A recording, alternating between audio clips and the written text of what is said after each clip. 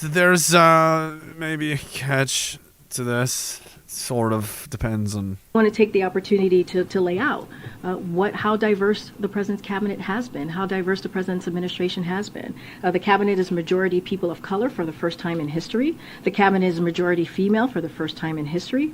A majority of White House senior staff identify as female. 40% of White House senior staff identify as part of the racially diverse communities, and a record 7 assistants to the president are openly LGBTQ+. So. She thinks this means that they're all good at their job. This is a great White House because of literally what everyone looks like. And she's saying this with a straight face. She believes this. These imbeciles believe this. They're not like, oh, they're so subversive and evil. No, she's a moron. She's a potato with legs. This is a potato representing the office of the President of the United States, who himself is also a potato, a moldy potato. And now she's describing how everyone in the office are potatoes. Are any of them any good? See, if I was going to have someone come out and flex about how great my office was, I'd be running down the list of achievements, of their accomplishments, of like high watermarks of shit that we've gotten done for people. Not if they have a dick or not, and what color they are. That would be irrelevant to their job performance.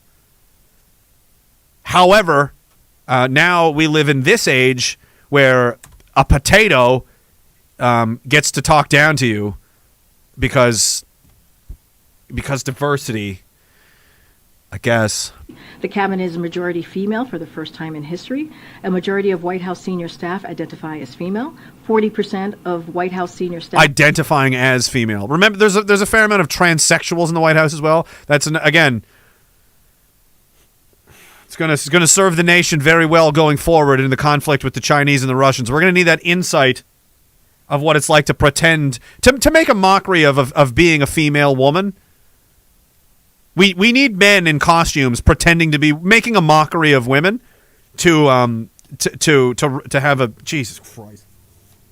Identify as part of the racially diverse communities, and a record 7 assistants to the president are openly LGBTQ+. So again, this is something that the president prides himself on, that he actually has taken action to show the diversity of this administration.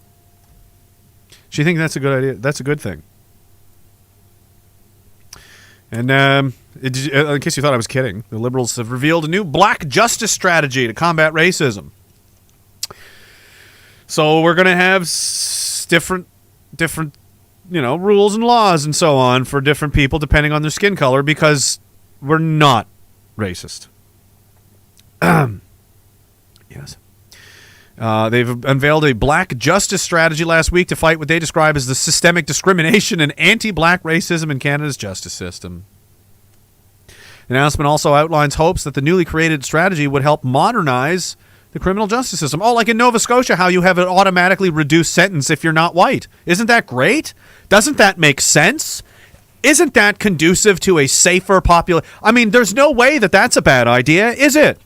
The announcement also, I read that already, a press conference on Parliament Hill, which featured federal ministers, blah, blah, blah, among others, announced the assembly of a 9-member steering group. This needs a lot of heads together to make this work.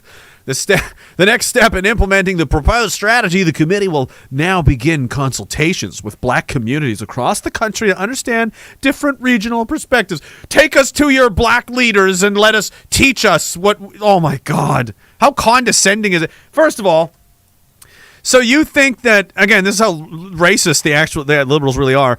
They're the most racist people. They actually make... They're actually, as bad or worse, really, than anyone else. They're openly advocate for racial segregation. And at this point, everyone might as well. At this point, you might as well, let's just do an experiment. Over here, we'll do, you guys do whatever you want. You have all your, no white people allowed to do this and blah, the whole shebang. Do whatever you want. Go for it. All your initiatives, and let's see what happens. And there'll be no more white supremacy, no colonialism, none of that shit. There'll be no white people at all. Just none. None allowed. No white people at all over here. We'll leave that run for 20 years. And over here on the other side, we'll have all the banished white people. They'll live all over here. And the people that want to live with them and the white people. We'll live them over here and see how that works. Now, in 20 years, let's see who's doing what. Apparently, that's what I mean. Why not? Let's just cut the shit. If you're going to do this, if you're going to start separating people into fucking different areas based on their then why waste time? Why go through this? Just get to the point. Segregate the races. That's what you're advocating for in piecemeal. We need black justice systems. We need black schools, black spaces, You want to racially segregate people. Let's just say it. Do you even know that? Are you that stupid you don't even understand what you're after? Even Dilbert gets it. Listen to this.